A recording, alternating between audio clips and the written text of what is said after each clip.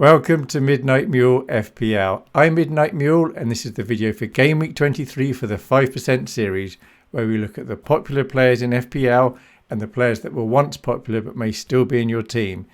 If you only pick the popular players, you should do all right.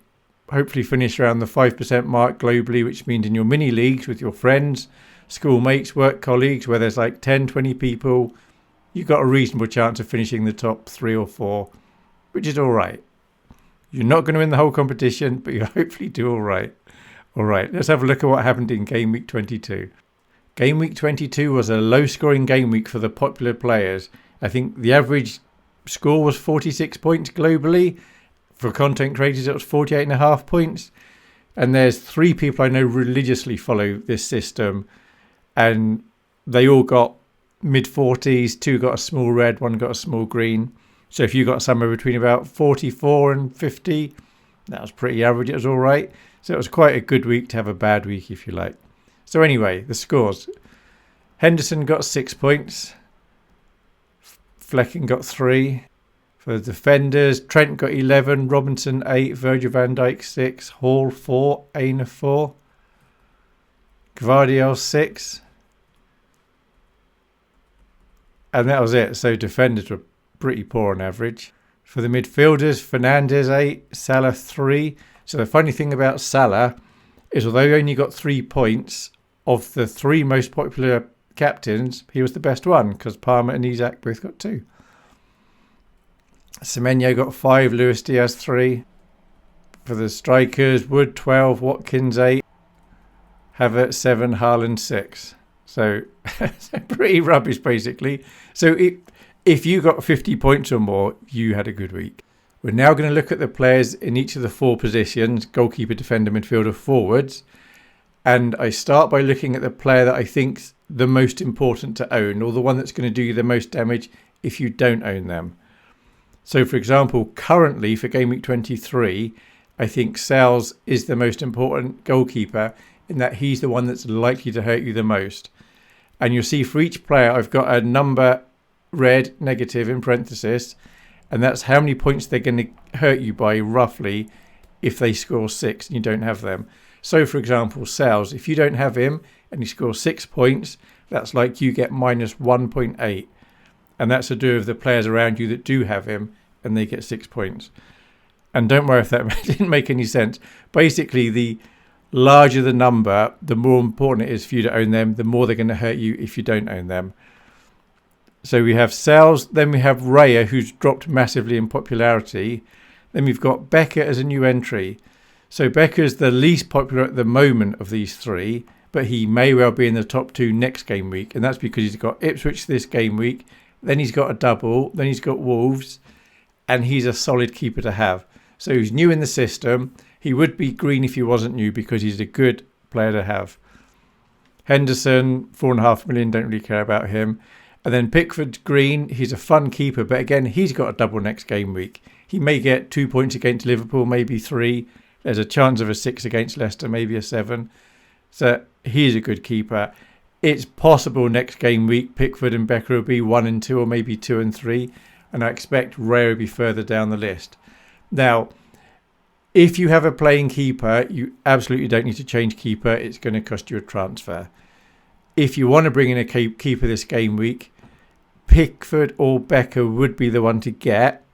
The advantage of Pickford is it leaves you with 3 Liverpool spots in your outfield players. The advantage of Becker is he's quite cheap for a Liverpool player, and there's a reasonable chance that in Game Week 29, which is a few weeks away yet, of course, Liverpool may have a blank. So if you have 3 outfield players that are all Liverpool, then that's 3 players not playing already. Newcastle may blank. Crystal Palace may blank. We don't yet know which teams are going to blank, but you may have several transfers to deal with them. But if you've got 2 playing keepers and one of them's Becker, then he just goes on your bench. And sorry if that was a long explanation. In summary, Sales, Raya, Becker, Pickford, they're all perfectly good keepers to have. If you can have one of those, that's great. For the immediate future, I think Becker and Pickford are the best 2. And then keepers that were once popular, we have Flecken, Sanchez. Sanchez is being massively sold at the moment. So if you want to do Sanchez to Pickford or Becker if you can do that. That's quite nice. It's fine to keep Sanchez, by the way. If you want to use your transfers for something else, that's fine. Fabianski's very, very popular, but he's most people's number 2 keeper, so rarely gets played. Martinez, fun keeper. He is very good, but he's so lowly owned, he's really not going to hurt you, even if he gets a clean sheet and a penalty. And then Ward represents any 4 million keeper that just sits on your bench and doesn't even play, although Ward is currently 3.9. For the defenders, Trent is currently the most important defender. That is to say, if you don't own him and he does well, I think he's going to hurt you more than any other defender that does well. Now, Hall and Robinson, I reckon, are going to be slightly higher owned this coming game week than Trent, but Trent's got the likelihood, the chance to score more points, so Trent's more dangerous. But if you had the 3 defenders shown on the screen and they're the 3 you're playing this game week, that would be absolutely fine, and you're protecting yourself quite nicely. Gabriel is another very good defender. He's quite highly owned. Just over a third of managers are likely to own him, probably around your rank. So he's going to hurt you a bit. Now, he is good. I've got him marked as green, so he's probably going to score more points than Robinson over the next few game weeks, but Robinson is highly owned, and that's what hurts your rank, the highly owned players that you don't own. Aine is a solid player. Virgil van Dijk, he's now gaining in popularity because of the double game week next game week, and he's got Ipswich and Wolves at home either side, so he's a good player to get, but 6.4 is quite expensive. And then Munoz is a new entry because he's growing in popularity. Palace have got Brentford and Everton at home, 2 of the next 3 fixtures. They may do right at Man United. He's only 4.8. Personally, I wouldn't be buying him now, but he's in there because he's quite popular and he is fine to own, and he is only 4.8. Next page of defenders, we have Konate as a new entry because he's gaining in popularity because he's got a double next game week and Ipswich and Wolves in between. The thing with Konate is historically he can get injured. Any player can get injured, but he seems more likely to get injured than other players. But it looks like when he's fit, which is at the moment, he is first choice. So 5.1 million, that's a lot cheaper than Virgil van Dijk or Trent. And if they get a clean sheet, then obviously he's going to be getting the clean sheet points. Virgil van Dijk is slightly more likely to get an attacking return, and Trent is more likely yet again.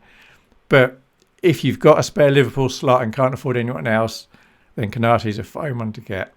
Gvardiol.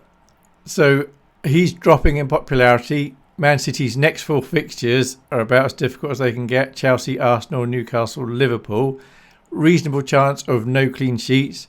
May well not get any attacking returns. Absolutely do not bring him in. If you've got him, you may want to move him sideways to Virgil van Dijk or Gabriel, someone like that, or even Konate and save some money. If you want to keep hold of him, that's fine as well. Saliba massively dropping in popularity, and he's currently flagged. Totally worth selling if you've got him. If you want to keep hold of him, that's fine. We don't know if he's going to play this game week or not. After this week, he's got Man City anyway. Pedro Porro dropping in popularity, which is great. Tottenham aren't doing well at the moment. Although they're home to Leicester this game week, I think there's a reasonable chance Leicester are going to score there. 5.4 million. It's worth having Konate rather than Pedro Porro at the moment. And then Burns, not that popular now. Mykolenko, he's going to grow in popularity because of the double next game week. 4.3 million. So if you've got him, that's great. Keep hold of him and you'll play him next game week. If you want to free up some money, like if you had Gvardiol or Saliba, you could buy Mykolenko, free up some money, and you got another double next game week. It's not worth rearranging your team to get him in my opinion. But he's all right. He's the best bench fodder to get at the moment. And then others that really don't matter. Bench fodder Konza. Ait Nouri massively dropped in popularity. Harwood Bellis, Weltface, Greaves, Lewis. Nobody owns Lewis now, or hardly anyone owns Lewis. So if he does really well, he's not going to hurt you. He's been benched the last 2 game weeks. Absolutely not worth having. So if you got Lewis, nothing else to do, you could just swap him for Mykolenko. And then Mazraoui, again, he was once very popular. No one owns him now. Absolutely not worth buying, and he's fine to sell. Now, for the midfielders, everybody more or less owns Salah. Most managers are going to captain him. So if he gets 6 points, that's going to be like minus 11 points against you if you don't own him. absolutely worth owning. At home to Ipswich, let in 6 goals last game week when they're at home. So the expectations are there could be a lot of goals. And then Palmer, his ownership is dropping slightly, but he's still very, very highly owned. Absolutely worth having. Rodgers is highly owned because he's cheap, but the next 2 game weeks are good fixtures, West Ham, Wolves and Ipswich. After that, there may be a lot of managers move him on, but at the moment he's worth having. Not worth bringing in if you don't have him, but if you've got him, that's great. Embremo, his popularity is likely to grow the next few game weeks because the fixtures have now turned and they've got some good fixtures now. He's moderately highly owned. If he scores 6 points and you don't own him, that's like minus 2.6 against you. Gordon, very good player. The fixtures may get slightly more difficult. So Southampton away, that is a good fixture. Then Fulham at home, then Man City away. Normally that wouldn't be so good, but City haven't been great defensively recently. Then home to Forest. So he's all right. If I was wildcarding now, I could just start my team again. I probably wouldn't get Gordon, but if I had him, I'd be very happy owning him. And then Ahmad's popular. He's nice and cheap, but he is a very good attacking player, as is Fernandes. The problem with Fernandes and Ahmad is they play for United, and United is just rubbish at the moment. They're going to be in a relegation battle if they're not careful. So if your 5 midfielders are all on the screen at the moment, I'd say you've got a good midfield. And then the lesser owned midfielders that were once popular, Luis Diaz. So he's got Ipswich, then a double, then Wolves. Very nice fixtures. He does tend to start. He tends to get between maybe 60 and 80 minutes, but he's actually being sold more than bought at the moment. But I think the most likely reason people are doing that is to free up a Liverpool slot to get in somebody else. And he does take up a midfielder's position. You can only have 5 midfielders, and there's so many good midfielders. I can understand why people would move him on. However, if you have him, I think he's perfectly good to keep, and I would be keeping him if I had him. Then Semenyo, 5.6 million. Bournemouth have done some good attacking things recently, and at that nice cheap price, he's good. If you don't own him, he's not going to hurt you. If you do own him, he's a differential. He could do well. Son. So last week I was saying if I was buying a Spurs player, I wouldn't be buying Son. I'd buy somebody else. That is because Spurs have a nice fixture run coming up. But since then it's been confirmed Solanke is out. He's their main striker, and he's going to be out for a few weeks, which means maybe Son's going to be playing at the top now. So now Son has actually become a good player. Huge differential because hardly anyone owns him. Personally, I wouldn't be taking the risk on him, but he may well do well. And if you've got him, you could be getting some nice rank gains here if he does well.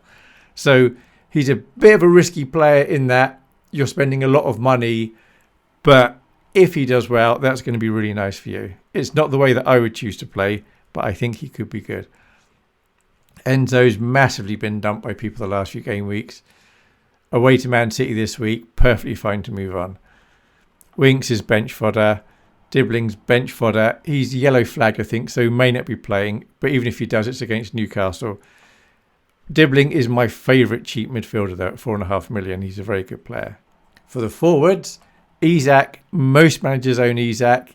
He's been doing very well recently. If you don't own him and he gets points, that's going to hurt your rank.